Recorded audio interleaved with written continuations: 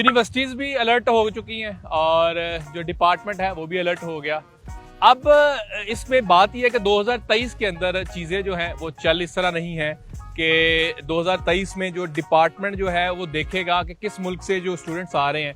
मिसाल के तौर पे सब कॉन्टिनेंट जैसे पाकिस्तान है, इंडिया है और बांग्लादेश है, नेपाल है, यहाँ से जो है ना बड़े स्टूडेंट 2022 के अंदर आए और इन स्टूडेंट्स ने जो है इन्होंने इनके अंदर बहुत सारे जो डॉक्यूमेंट्स ऐसे हैं जो कि फेक थे। अब फेक डॉक्यूमेंट्स के अंदर कौन कौन सी चीज़ें शामिल हो सकती हैं? फेक डॉक्यूमेंट्स के अंदर चीज़ें शामिल हैं जो लोग आमतौर पे क्या करते हैं, अपना वर्क एक्सपीरियंस लगाते हैं गैप खत्म करने के लिए। इसी तरह कोई डिप्लोमा जो है वो कहते हैं, आमतौर पे मेरे पास भी लोग आते हैं डिप्लोमा जी हम बनवा लें। अच्छा जी डिप्लोमा बनवा लिया। अच्छा डिप्लोमा बनवाने के अलावा जो है ये और भी चीज़ें करते हैं। मिसाल के तौर पे कहते हैं जी गैप मेरा जो कवर है ना वो मैंने वर्क एक्सपीरियंस जो है ना वो जो लेटर प्रोवाइड किया है ना वो उसको भी नहीं पता होता जिसके नाम का है। अच्छा अब चल क्या रहा है? चल ये रहा है कि डिपार्टमेंट ने इसको वेरीफाई करना शुरू कर दिया हुआ है और वेरिफिकेशन के अंदर अंदर जो चीज़ें हैं अगर वो वेरीफाई नहीं होता तो 3 साल तक का बैन लग सकता है। यूनिवर्सिटीज़ भी हैं वो बहुत अलर्ट हो चुकी हैं, यानी कि डिपार्टमेंट जो है वो उन्होंने यूनिवर्सिटीज़ को कहा है, क्योंकि जब से ये बात शामिल हुई है, मिसाल के तौर पे जो यूनिवर्सिटीज़ हैं, कॉलेजेस हैं, उन्होंने शुरू किया हुआ है डॉक्यूमेंट्स की वेरिफिकेशन।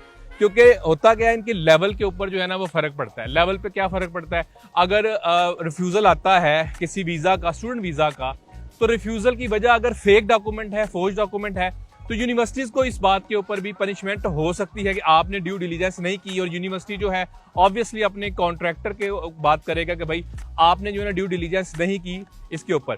कुछ स्पेसिफिक एरियाज़ हैं पाकिस्तान के अंदर, इंडिया के अंदर कुछ शहर हैं, वहाँ से जो है बहुत ज़्यादा बड़ी तादाद में जो फेक डॉक्यूमेंट्स आए, उनके सुनने में ये भी आया कि वीज़ाज लगे भी। अब डिपार्टमेंट दोबारा से उनके ऊपर भी एक्शंस ये ले रही है कि डिपार्टमेंट क्या कर रहा है कि अब दोबारा उन्होंने जो डॉक्यूमेंट्स दिए हैं उनको वेरीफाई कर रहे हैं। उनको मुख्तलिफ लोगों को जानने सुनने में ये आया है कि नॉएक्स दिए जा रहे हैं। नॉएक्स का मतलब ये है notification of intention to consider cancellation. तो नॉएक्स दिए जा रहे हैं जिसपे वीजा जो है वो कैंसिल हो सकते हैं, 3-3 साल का बैन भी लग सकता है। अब 2023 के अंदर करने की चीजें क्या हैं? भाई आपकी जो चीजें जेन्युइन है ना आपने वही लगानी है, 2 नंबरी कुछ नहीं करनी। यानी कि जो नई चीजें हैं ना बना के जो पेश नहीं करनी। आपका जो जेन्युइनली गैप्स हैं या चीजें हैं उनको आपने ये लेके चलना है कि भाई गैप्स जो हैं मेरे इसी तरह मैंने इसको फुलफिल किया। यानी कि आपका अगर मिसाल के तौर पे आपने कोविड के अंदर जो चीज़ें हैं, कोविड में आप कुछ नहीं कर सके तो आप जेन्युइनली बताएं कि कोविड के अंदर मैं जो है ये कर रहा था, या कोविड में लॉकडाउन था हमारे मुल्क के अंदर, चीज़ें चल नहीं रही थी। अब कुछ लोगों ने ये किया, ऐसे शहजादे भी हैं जिन्होंने उस टाइम का भी टाइम लगा दिया, अपना एम्प्लॉयमेंट लगा दी जिस टाइम पे कभी बिजनेसेस खुले ही नहीं थे। अब अगर बिजनेस नहीं खुला तो भाई आप काम क्या कर रहे थे? तो ये सारी चीज़ें जो है ना डिपार्टमेंट बड़ी अच्छे तरीके से जानता है।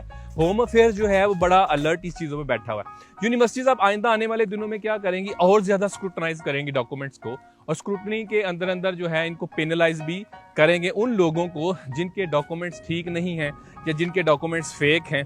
उसके अंदर पेनलाइजेशन के अंदर जो है ये भी हो सकता है कि जो इनके कॉन्ट्रैक्टर्स हैं उनको भी पेनलाइज किया जा सके। अच्छा अब जो है जो आप करने की चीज़ें क्या हैं?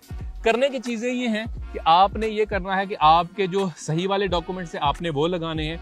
गैप को जस्टिफाई करना है तो लेजिटिमेटली उसको जस्टिफाई करना है आपने।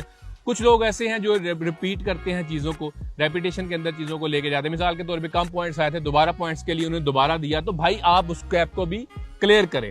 तो कभी भी जो फेक डॉक्यूमेंट्स वाला जो काम है ना इसको ऑस्ट्रेलिया बहुत सीरियस लेता है। 2023 के अंदर एक्सपेक्ट करें ना सिर्फ प्रोसेसिंग टाइम बढ़ जाएगा, कम हो जाएगा, बल्कि ये स्क्रूटनाइज भी ज्यादा करेंगे। अब आपने देखा कि ऑटो रिफ्यूजल्स भी जो आए उसकी वजह ये भी हो सकती है, यानी कि कुछ लोगों के बायोमेट्रिक्स तक नहीं हुए हुए थे लेकिन उनका ऑटो रिफ्यूजल आ गया। उसकी वजह ये भी हो सकती है कि आपके डॉक्यूमेंट्स कुछ लोगों के शायद ठीक ना हो या प्रेजेंटेशन ठीक ना हो। बहुत सारे ये लोग समझते हैं कि यार मैंने एप्लीकेशन कर दिया, डॉक्यूमेंट्स बाद में लगा दूंगा। तो डॉक्यूमेंट्स भाई अगर बाद में भी आपने अगर लगाने हैं तो आपको फिर बाद में आप अप्लाई कर दें उसको एप्लीकेशन को, और ये इंतजार मत करें कि आपके जो डॉक्यूमेंट्स हैं आप बाद में लगाएंगे। अब जो डिपार्टमेंट बड़ा प्रोएक्टिवली जो है चीजों को प्रोसेस कर रहा है। तो ये सारी चीजें हैं जिसके हवाले से आपने अलर्ट रहना है। आपने कुछ ऐसी बात ये काम नहीं करना कि आइंदा आने वाले दिनों में आपको जो है ये इम्पैक्ट करे। अच्छा ऑस्ट्रेलिया से भी रिफ्यूज हुआ या जो फेक डॉक्यूमेंट्स के ऊपर स्पेशली रिफ्यूज हुआ, जो दूसरे ममालिक जो हैं उनके ऊपर भी आपके वीजा के ऊपर फर्क पड़ सकता है। माइंदा आने वाले दिनों में इस हवाले से मजीद बात करूंगा कि कैसे कैसे चीज़ों को और बेहतर किया जा सकता है। आपका कोई सवाल है, कमेंट है, कोई क्यूरी है, आप हमारे कमेंट बॉक्स में कमेंट कर सकते हैं। हमें सपोर्ट करने के लिए, हमारे चैनल को सपोर्ट करने के लिए सब्सक्राइब करें। Thank you.